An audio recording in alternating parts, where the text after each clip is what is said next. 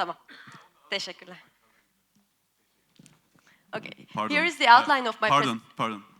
Could you read the title, please? Sure. The title of my presentation is The Intrinsic Magnetic Properties of Samarium, Iron, Cobalt, Titanium, and Zirconium Substitute of the Reduced Titanium Content Compounds with Thorium Manganese 12 Structure Towards the Development of Permanent Magnets. Sorry about that, it's a bit long title. And the article, it will be also with the same title. Okay, here is the outline of my talk. First, briefly, I will discuss on the usage of permanent magnets. Then I will give my motivation for this work. And I will talk about the crystallographic microstructure and magnetic properties of these alloys. And finally, I will conclude with giving some small information on the future work. Okay, a purpose of a magnet is store the magnetostatic energy and create as much as flux in the surrounding area. This is related with the maximum energy product. As we can see on the graph, nowadays magnet industry, based on the two magnets, one is a hexagonal ferrite. It is cheap, but it has a low maximum energy product. The other one is the neodymium iron boron. It is 10 times more expensive, but it has a quite high maximum energy product. The permanent magnet market is quite big market, like a $7 billion, and more than half of this market based on the neodymium iron boron. And this magnet is mainly used for motor generator on hybrid vehicles and the new design wind generator for green energy application. But as we know from the car, when we are driving, the engine is getting warmer. So any magnet that we want to use as a generator, it should work at the elevator temperature. So for that reason, mainly we are doping neodymium with a heavy rare earth, such as dysprosium or the terbium, in order to enhance its magnetocrystalline anisotropy, as well as preserve it at elevated temperature. But we have a small problem, which is nowadays, these elements, such as neodymium, dysprosium, and the terbium, they are on the critical supply risk list.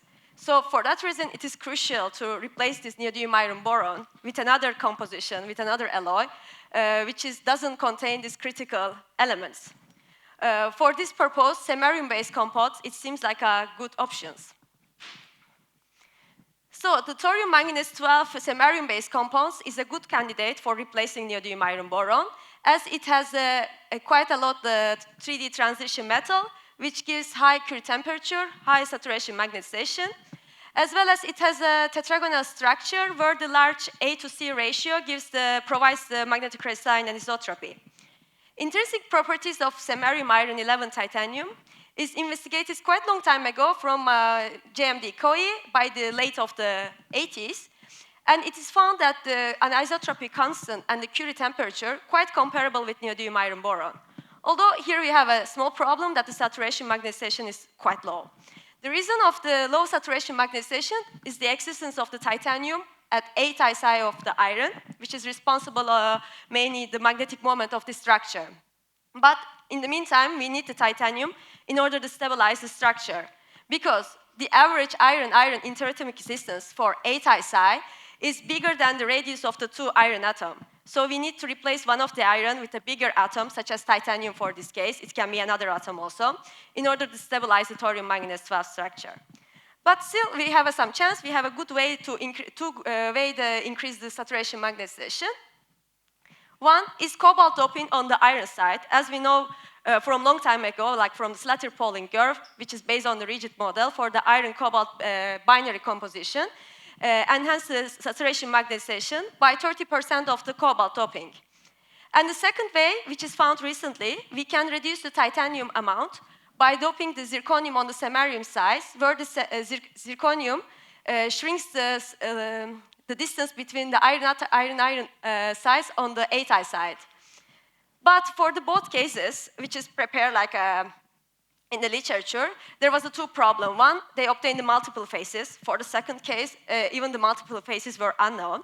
So we need to systematically investigate like this compound and obtain the intrinsic properties for cobalt dope and the zirconium dope samarium iron cobalt titanium series. So for this purpose, first we prepare the samarium iron cobalt titanium by using the induction melting. And for as-cast alloy, we obtained mainly single phase. We didn't obtain any secondaries. Although we obtained very small, 1% of the non-magnetic samarium iron cobalt too. And this volume fraction of the phases is obtained from the Rietveld analysis as well as the low magnified EDX map analysis. After the annealing at high temperature and water quenching, we obtained the secondary alpha iron as well as the C14 lay phase of the iron cobalt to titanium. So I can say that the annealing, it didn't really help, like we obtained the several phases. And these are the EDX-YMF analysis for the as-gas and the annealed sample. For the as-gas, we can see that we don't have any secondary iron. We have a very small amount of samarium iron too, which is formed like a very thin line, as we can observe only in the high magnitude samarium map analysis. But after the annealing, we obtained the iron cobalt titanium solid solution, which crystallized as a mixture of the alpha iron and the lay phase of the iron to titanium cobalt. And the percentage of the alpha iron is increased by increasing the cobalt doping. So these are the thermomagnetic analysis for the as-gas and the annealed sample. For the as-gas sample, we obtained the magnetically single phase, where the Curie temperature increased around 100 Kelvin per cobalt substitution. Because the ordering temperature governs by the 3D exchange interaction in the transition metal sublattice, where the cobalt doping increased the interatomic distance, which enhances the exchange interaction. After the annealing, the Curie temperature, which belongs to 112 phase, slightly decreased, and the reason is the slight change on the interatomic distance between these iron-cobalt atoms. And after the annealing, from the thermomagnetic curves, we were able to obtain also the Curie temperature, which belongs to lay iron to titanium cobalt, as well as the third element, alpha iron, which we cannot see because it has a Curie temperature above 1000 Kelvin. So in order to obtain the anisotropy field, we pulverize this ingot and align under the magnetic field with embedded in the epoxy. And we took the magnetization curve parallel and perpendicular to the field, and we obtained an anisotropy field from the graph of the magnetization versus 1/, square of the applied field, where the slope change at an anisotropy field because of the transition from macroscopic to microscopic spin rotation. In order to find this slope change more careful, we took the derivative and we obtained the anisotropy field. We found that the anisotropy field decreased overall when we are increasing the cobalt doping. The reason is the cobalt influenced the samarium sublattice, and it increased the FD exchange, as well as increased the energy gap between the multiplet state of the samarium. And also the samarium iron cobalt titanium, it has a C-easy axis, like a local anisotropy of iron, which is axial type. On the other hand, cobalt, it has a planar type of the local anisotropy. So when we are putting more cobalt, it decreases overall anisotropy field. Although something very particular is happening for 20% of the cobalt doping, the anisotropy field is increasing. And the answer for this behavior, it came from the theory group. My colleague from Yoshioka-san, who calculated the crystal field parameter for 20% of the cobalt doping, and he found that the crystal field parameter of samarium enhanced 1.6 times more for only 20% of the cobalt doping. And the samarium iron cobalt without the titanium, it can be produced only as a thin film, where the magnetization is found for 20% of the cobalt doping, 1.78 Tesla. So still we have to weigh that we should be able to increase more the saturation magnetization. For a moment, we obtain 1.43 Tesla after the subtracting the contribution from the non-magnetic phase, which was the 1% of the samarium iron cobalt 2. So after that, we decrease the titanium content with proposing to increase the saturation magnetization, and we dope the zirconium. But for this case, for the as-gas alloy, we obtain quite broad XRD peaks, which indicates that the poor crystallinity, as well as the very high amount of the alpha iron. And after the annealing, the crystallinity improves, so I will focus mainly on the annealed and the water quench sample. Main things here, without the zirconium, we were able to obtain the desirable stoichiometry, which is samarium iron cobalt 11.5, titanium 0.5, but it crystallized in the terbium copper 7 structure. So with increasing the zirconium doping, we were able to suppress this formation of the terbium copper 7, where we didn't obtain any terbium copper 7 for the higher zirconium content. And also the other interesting things, the main peak of the terbium copper 7 and the thorium manganese 12, as well as the 217, such as thorium 2 zinc 17 and thorium 2 nickel 17, they have the main peak at the same degree, at the same angle. So in order to be sure like that we have a thorium manganese 12 structure rather than the other, we took also the selected area diffraction pattern from the TEM measurement, where we were sure like this for y equal 0.2 for this sample, we have as a main phase thorium manganese 12, and the secondary phase is the alpha iron. From the EDS map analysis of the TM images, we obtained the composition for y equal 0.2, quite what we wanted, although the titanium, it was slightly higher. It wasn't titanium 0.5, slightly higher than we wanted. So this is the summary, like what I prepare. I investigated the anisotropy field and the Curie temperature with the same way. And these are the volume fraction of that I obtained for the zirconium dope samples, where the best intrinsic properties is obtained for y equal 0.2, where the secondary phase is like a 70% of the alpha iron. So here the saturation magnetization is deduced by subtracting the contribution from non-magnetic and magnetic phases.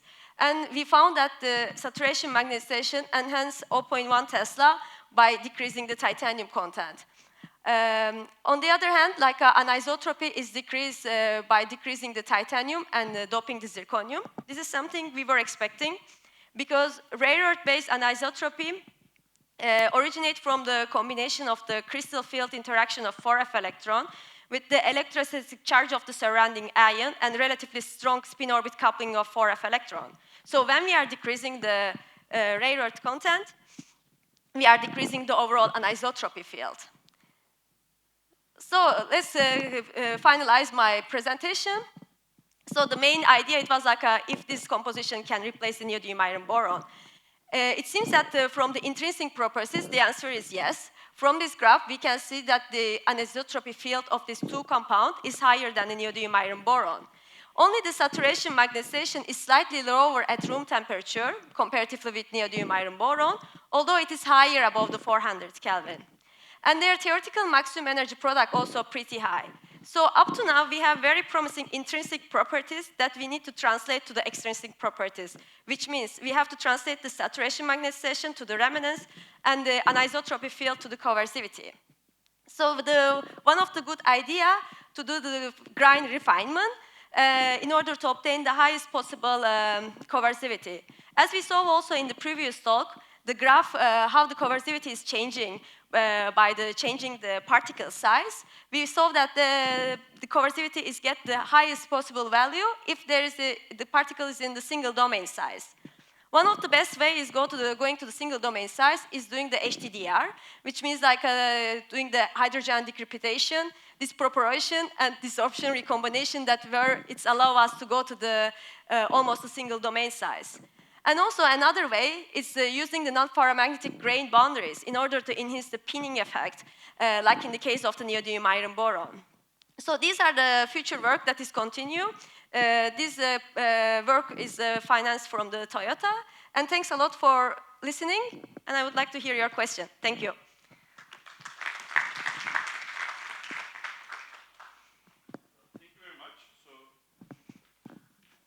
Sorusu olan tekrar Türkçe'ye dönebiliriz. Tabii tabii. Teşekkürler. Sorusu olan şu anda yok. Peki. Peki ben soracağım yani size. Tabii. Bu yani hani esas amaç burada ne kadar strong magnet direction'ı tamamıyla o mu esas amaç yoksa başka yan Amaç hani neodymium iron boronu herhangi bir başka bir mıknatısla replace edebilir miyiz, yerine koyabilir miyiz? Tamam. Çünkü neodymium, dysprosium ve terbium şu an için hani critical olarak yani çok fazla bulunmamakta. Samarium'da bu açıdan iyi bir hani candidate olduğunu gözlemliyoruz. Tabii şu an elimizde hani bayağı iyi intrinsic properties olmalarına rağmen bunu extrinsic property'lere yani bir coercivity ve remanence elde edip gerçek bir magnete dönüştürmemiz gerekiyor. Şu anda devam eden projenin hani bunlar sistematik olarak baktığımız farklı kobalt ve zirkonyum dopingler için 2 tanesi en iyi seçilmiş olanlar. Bir tanesinde hiç iron yok. O yüzden hani daha kolay olabilir belki bunu normal bir mıknatısa çevirmek. İkincisinde yüksek derecede %17 gibi bir alfa iron var. Ama bu da iyi bir şeye dönüştürebilir. Çünkü exchange coupling gibi bir seçeneğimiz olabilir. Eğer hard ve soft phase arasındaki domain size'ları uygun bir şekilde olursa megajoule dediğimiz magnetleri sağlayabiliriz. Peki o zaman yani şey olarak anlarım yani bu direkt tek amaç bu yani. Hani herhangi Yani bir Toyota'dan başka, zaten hani Toyota bunu fabrikası zaten motor olarak kullanıyor. nasıl kullanabiliriz motorlarda. Peki. Çok teşekkürler. Ben teşekkür ederim. Başka soru? İyi günler. Bir saniye bir soru daha var. Ciddi bir soru değil de bu critical derken yani abundance açısından Abundance açısından zaten nesli bu tükeniyor diye. yani zaten çoğu Yoksa daha önemli güncel konulara mı? bir tanesi Lazım. nesli tükeniyor. Zaten bu rare earth'lerin çoğu Çin'den mining ediliyor. 2011'de zaten büyük bir kriz yaşandı bu yüzden. Çünkü Çin hani bunları satmamak, yani Çin'in dediği Orta Doğu'da nasıl petrol var, bizde de rare earth elementler var ve bu şekilde biz ekonomiyi manipüle ederiz şeklinde. 2011'de bunları satmayı bıraktıkları için bir anda fiyatları niyodium, dysprosium ve terbium'un çok arttı. Samarium'u Molycorp'ta mining edebiliyorlardı. O da 2012'de kapandı. Ama tekrar açılabilir Avustralya'da bu madende. O yüzden Samarium biraz daha hani daha farklı yerlerde bulunduğu için biraz daha abundance'ı yüksek. Ama aynı zamanda tek bir malzemeye bağlı olmak ve hani tek Çin'in tek elinde olmak da istemedikleri için firmalar bu şekilde hani farklı alternatif malzemelere bütçe ve finansman ayırmaktalar. Teşekkür ederim. Ben teşekkür